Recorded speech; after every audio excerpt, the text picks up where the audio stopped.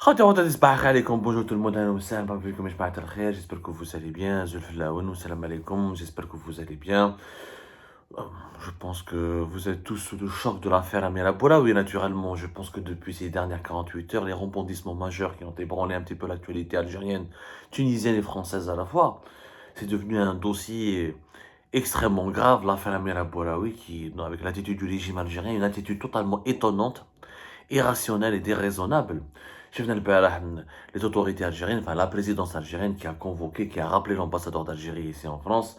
Et donc, nouveau coup de froid entre l'Algérie et la France, nouvelle crise diplomatique et politique entre Alger et Paris, alors qu'il y avait un réchauffement des relations bilatérales. Et ben, Alger a préféré compromettre sa relation avec Paris pour les beaux yeux de Amira Bouraoui.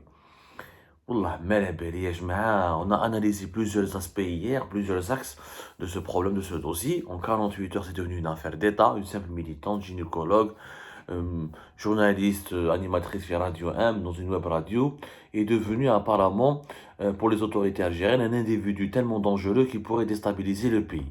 On parlera de l'influence réelle et du poids réel d'Amira Bouraoui dans une autre émission.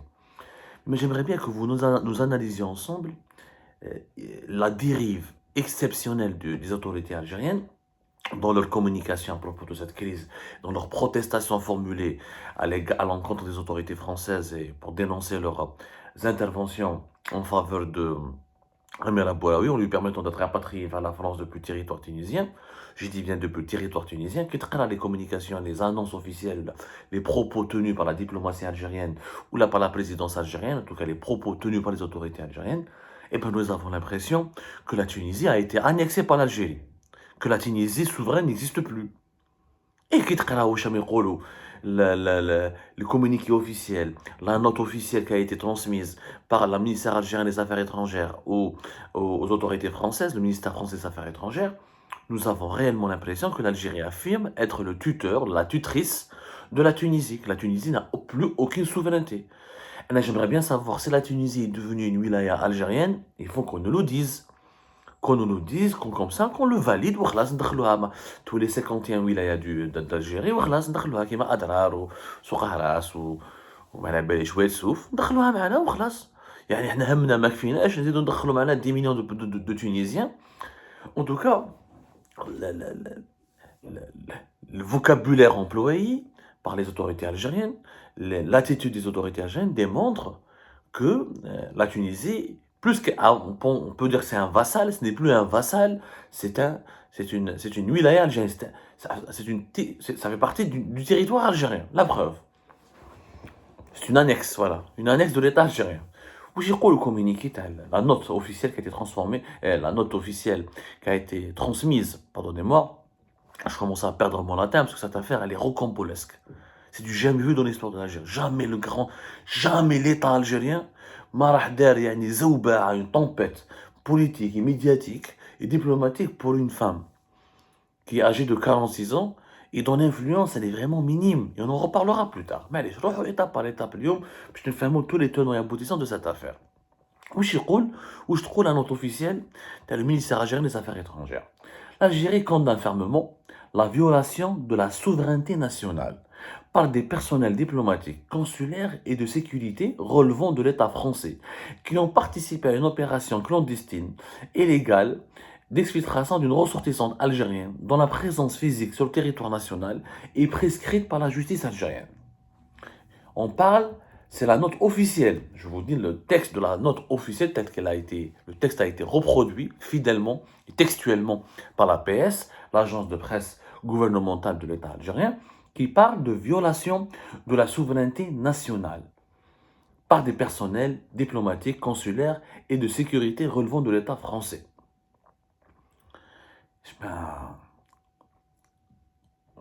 J'essaie de réfléchir. Quelle violation de la souveraineté nationale? Amira Bouraoui a été exfiltrée, pour reprendre le terme des autorités algériennes, depuis le territoire tunisien. La Tunisie et l'Algérie, ce n'est pas le même pays. La Tunisie, jusqu'à preuve du contraire, sauf si la géographie a changé, sauf si la géopolitique a changé, sauf si les Tunisiens ont accepté, ont fait une union avec l'Algérie, sans que nous le sachions, une union qui n'a pas été encore déclarée officiellement. Parce que Quand on prend les textes de l'ONU, de l'Organisation des Nations Unies, la Tunisie est censée être un pays indépendant et souverain, avec des frontières délimitées. C'est un pays voisin de l'Algérie, mais ce n'est pas l'Algérie. C'est un pays indépendant de l'Algérie. C'est un pays qui ne fait pas partie d'une fédération ou qui ne fait pas partie de l'entité territoriale et politique de l'Algérie. Souveraineté nationale. Elle est où la violation de la souveraineté nationale? L'affaire s'est déroulée en Tunisie. Elle ne s'est pas déroulée sur le territoire algérien. La protection consulaire accordée à Amir Abouraoui, elle a eu lieu en Tunisie par l'ambassade de France en Tunisie, par le consulat général de France à Tunis. La Tunisie, c'est la capitale de la Tunisie. Ce n'est pas la capitale de l'Algérie, ce n'est pas une ville algérienne. Elle est où la violation de la souveraineté nationale? J'ai beau consulter des juristes, j'ai beau consulter des experts, des constitutionnalistes, des géopoliticiens, il n'y a personne qui a pu nous apporter une réponse convaincante. Personne n'a de réponse tout court, il n'y a même pas une réponse convaincante, même une réponse non convaincante, on ne peut pas la donner à cette question. Il n'y a pas eu de... Elle est où la souveraineté nationale dans cette affaire? Amir Abouraoui harbat Medzair. Kifash harbat? Ça, c'est un problème algérien. Ça, il faut demander des comptes aux services de sécurité qui sont en charge de la sécurisation des frontières du pays. Ce n'est pas un problème français. Les Français, l'ambassade de France, le consulat général de France à Tunis. Les autorités consulaires françaises, passeport français, elle est ressortissante française, elle est en danger. Ils ont appliqué, encore une fois, leur devoir. Ils ont appliqué ils ont fait leur travail, tout simplement. Ils ont appliqué leur devoir, ils ont accompli les démarches que leur impose leur travail, les conventions internationales, la réglementation qui régit la protection des citoyens français à l'étranger, les lois françaises et les lois internationales obligent le corps consulaire et diplomatique français d'intervenir en faveur d'un ressortissant français qui est en danger ou qui court un danger. Ça s'est passé sur le territoire tunisien. Le territoire tunisien ne fait pas partie du territoire algérien. Qui traite la communication, qui traite les communiqués, les annonces, et quand on analyse le discours adopté par les autorités algériennes, on a parlé décideurs algériens, on a parlé du régime algérien, et bien nous avons l'impression que le régime algérien considère la Tunisie comme une wilaya. Comme une wilaya. La Tunisie est devenue une wilaya, territoire national. Il n'y a pas de territoire. Le territoire national s'arrête à Tarf, à Tbessa, Souqaras. Le reste, c'est la Tunisie. Maintenant, les Tunisiens ont été colonisés par l'Algérie. Il faudrait que les Tunisiens nous le disent. Et les Tunisiens ont perdu toute liberté et toute dignité. Ils ont perdu toute leur souveraineté au profit de l'Algérie. Il faut qu'on nous le dise. Il y a une conférence de presse conjointe. Le président tunisien, Kais Saïed, nous avons accepté nous sommes sous le protectorat de l'Algérie. Nous avons demandé à intégrer le territoire algérien. Nous voulons la protection, nous voulons devenir algériens. Donc nous voulons devenir un territoire algérien. Comme ça l'ONU, les organismes internationaux prennent acte et prennent note, et que les Tunisiennes et les Tunisiens soient au courant, qu'ils ne sont plus Tunisiens et Tunisiens, apparemment ce sont les sujets, pas les citoyens, ce sont les sujets de l'Algérie, puisque les autorités algériennes parlent en leur nom, au nom de leurs dirigeants, leur dictent une ligne de conduite. Mais c'est grave. Il n'y a pas eu une protestation de la Tunisie. On rame les autorités tunisiennes. ما شفنا la présidence tunisienne, ما شفنا le premier ministre tunisien, ما شفنا la diplomatie tunisienne qui réagit pour dire à l'Algérie ok, calmez-vous un peu, on comprend votre colère, mais cette affaire s'est passée chez nous, sur notre territoire. La Tunisie n'est pas un territoire algérien. Et le personnel consulaire, ou de sécurité, ou les diplomates français qui relèvent de l'ambassade de France en Tunisie, n'ont violé aucunement la souveraineté nationale de l'Algérie puisqu'ils ont intervenu en Tunisie. La Tunisie, jusqu'à preuve du contraire, encore une fois, parce qu'on est chic pour la وليت نشك ما فهمتش انا شخصيا ما فهمتش وليت نشك. La Tunisie, jusqu'à preuve du contraire, est indépendante de l'Algérie. Mais les autorités algériennes laissent entendre le contraire. وهنايا ماذا بينا وراهم les organisations de la société civile en Tunisie, وراهم les partis politiques en Tunisie, وراهي la presse tunisienne. ما بقى والو في البلاد هذيك. واش بقى غير فريكاسي apparemment. Il y a un peu, je sais pas, un peu de dignité quand même. Imaginons le contraire. Imaginons c'est la Tunisie qui a protesté pour un opposant tunisien qui est franco-tunisien qui a été secouru par les autorités consulaires françaises en Algérie. Et imaginez, c'est la Tunisie qui fait un communiqué qui dit c'est une violation de la souveraineté nationale. Alors que toute l'affaire s'est déroulée sur le territoire algérien. Wallah, ya jma'a, l'Algérie تتقلب في جوج دقايق. Les dirigeants algériens vont prendre leur téléphone, là, ils vont insulter, ils vont injurier leurs homologues tunisiens. Comment pouvez-vous dire, comment vous pouvez yani, parler de souveraineté nationale sur le territoire algérien? هذه ما تفهمهاش. Il y a des relations bizarres en ce moment entre l'Algérie et la Tunisie, il faut le dire. Dès que le ministre, شفنا البارح قيس سعيد وراح نديرو عليه tout à l'heure, قيس سعيد c'est un grand hypocrite encore une fois, parce qu'il s'avère que c'est lui-même qui a donné le feu vert pour l'exfiltration, pour le rapatriement de Amira Bouraoui vers la France.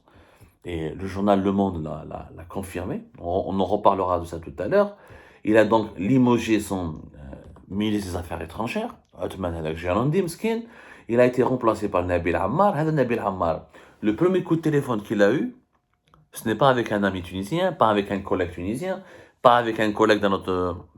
je sais pas, il n'a pas fait de réunion avec son cabinet ou ses interlocuteurs ou ses collaborateurs tunisiens. La première personne à qui il a parlé, c'est le ministre algérien des Affaires étrangères, Ramtan Lamamra. Ramtan Lamamra qui appelle donc Nabil Ammar, le nouveau ministre des Affaires étrangères tunisien, qui le félicite pour sa nomination et qu'il dit il lui souhaite tout son succès, etc. Il dit, mais femme, c'est une nomination protocolaire qui concerne la Tunisie, en quoi l'Amamra devrait féliciter son homologue. Généralement, dans les usages diplomatiques, d'après ce que je sais, d'après ce que j'ai lu, si je me trompe, corrigez-moi, on félicite on adresse des félicitations lorsqu'un nouveau président de la République est élu, lorsqu'un nouveau chef d'État est désigné, lorsqu'un nouveau monarque est désigné. Ça se passe entre les chefs d'État, entre les deux plus hauts responsables du pays. Jamais vu un ministre des Affaires étrangères d'un pays étranger, il appelle un nouveau ministre des Affaires étrangères d'un autre pays pour le féliciter. Ça peut se passer à titre privé, qu'elle est à on met son numéro de téléphone, mais un appel officiel, répercuté, confirmé par l'APS, qui est l'agence de presse gouvernementale de l'État algérien, nous avons l'impression que c'est un patron qui félicite la promotion accordée à un de ses subordonnés. Et tout indique que les dirigeants tunisiens sont devenus les subordonnés des dirigeants algériens. Ce qui est grave. Ce qui est grave, Yajma. Ce qui est très grave. Nabil Ammar, on devrait être félicité que par ses collègues. À titre officiel. À titre privé, l'Amamra yarfou balak ou la binethum. Mais que l'Amamra prend l'initiative officielle de lui parler dès les premières heures, le jour même, parce qu'il a été nommé hier, le 8 février, pour lui adresser ses félicitations, il se réjouit du limogeage de son prédécesseur, ce qui est une ingérence, encore une fois, dans les affaires tunisiennes. Ça indique un lien, une interdépendance bizarre, intrigante, qui relève vraiment de la soumission de la Tunisie à l'égard de l'Algérie. Et c'est très grave. C'est très grave. Je ne sais pas est-ce que les élites tunisiennes sont conscientes de cette subordination de leurs dirigeants vis-à-vis des dirigeants algériens. Ce que j'ai remarqué le tweet de M. Othman Gerandi, le ministre des Affaires étrangères tunisien qui a été limogé, il a dit des choses vraiment inquiétantes. Le tweet l'intérêt suprême de la Tunisie m'a toujours été ma boussole. L'intérêt de la Tunisie n'a jamais été sa boussole. Dans cette affaire, c'était l'intérêt suprême de l'Algérie. Et l'histoire retiendra ce qu'il a dit quelque part. Je vais vous lire un petit peu ce qu'il a dit. C'est très étrange. Franchement, c'est très étrange. Et moi, ça m'a frappé. Et je pense qu'il y a vraiment beaucoup d'analyse. Mes fonctions de ministre des Affaires étrangères ont pris fin 3 ans dans une circonstance délicate.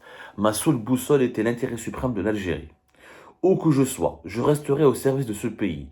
Nous sommes tous de passage et la Tunisie reste le témoin de ceux qui l'ont aimé et qui lui ont été fidèles. C'est des mots qui sont très éloquents, qui ont un sens et qui ont une puissance sémantique impressionnante.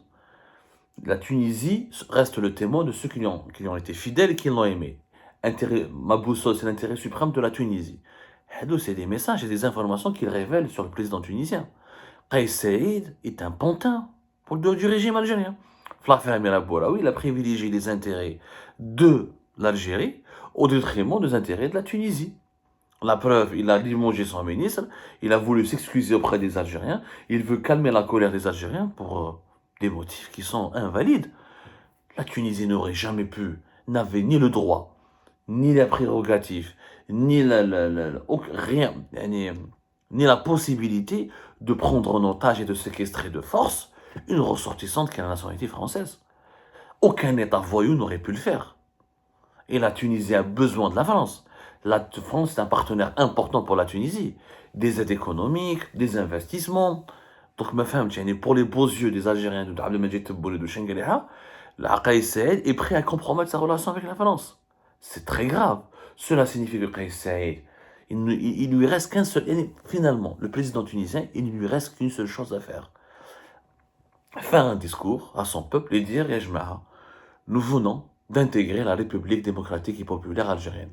Nous venons d'intégrer le territoire algérien. Nous faisons maintenant partie, nous sommes une région algérienne. Nous sommes sous l'égide et sous le protectorat de l'Algérie. Et le jeu, tout est clair. Il y a plus, c'est sans cette hypocrisie.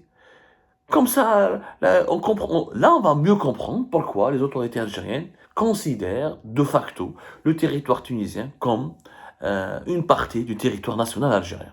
C'est inédit dans l'histoire. Et quand on voit que les Tunisiens ont fait une révolution en 2011 pour finir des soumis, pour finir des sujets du régime algérien, c'est quand même, ça fait mal au cœur, franchement, et ça interpelle sur l'efficacité des mouvements populaires des fameux plantons arabes.